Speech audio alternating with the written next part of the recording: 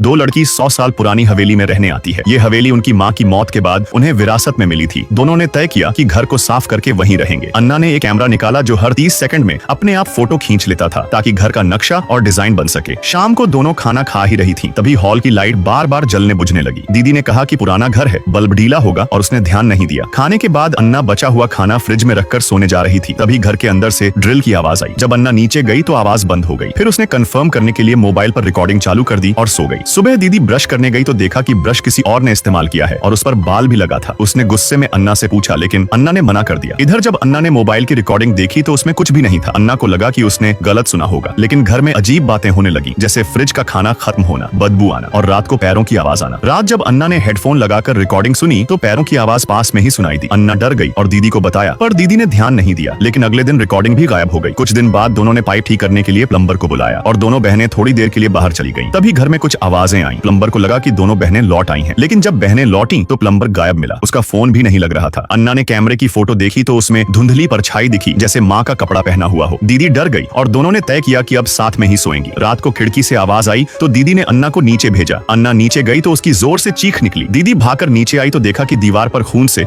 उनके नाम लिखे हैं। दोनों डरकर भागी और पुलिस बुला ली, लेकिन पुलिस को कोई सबूत नहीं मिला। उन्होंने सिर्फ गश्त बढ़ाने का वादा किया। दीदी ने कहा कि अब हमें खुद सबूत खोजना होगा, इसलिए हॉल में कैमरा लगा देते हैं ताकि हर हरकत रिकॉर्ड हो सके। अगले दिन अन्ना ने घर का पुराना नक्शा ढूंढा। उसमें पता चला कि हवेली के भीतर अलमारी के पीछे एक छुपा हुआ रास्ता बना हुआ है। यह देखकर दोनों हैरान रह गईं। दोनों ने हिम्मत जुटाई और अलमारी को तोड़ डाला। अंदर एक लंबी अंधेरी सुरंग मिली। उस सुरंग में बिखरा हुआ कचरा और एक बिस्तर रखा था। यह साफ हो गया कि कोई अजनबी लंबे समय से वहीं छुपकर रह रहा था और शायद वहीं उन्हें परेशान कर रहा था। सोफे के पीछे से एक और सुरंग मिली। दीदी उसमें गई और वहां माँ का कपड़ा और पुरानी पेंटिंग देखी, लेकिन सुरंग में एक छेद भी था जहां से उनका बेडरूम साफ दिखाई देता था, यानी कोई उन्हें दिन रात देख रहा था। दीदी लौटने लगी तो उसे प्लम्बर की लाश मिली। आगे की स्टोरी और भी ज्यादा इंटरेस्टिंग है। कमेंट करो, पार्ट 2 वीडियो मिल जाएगी।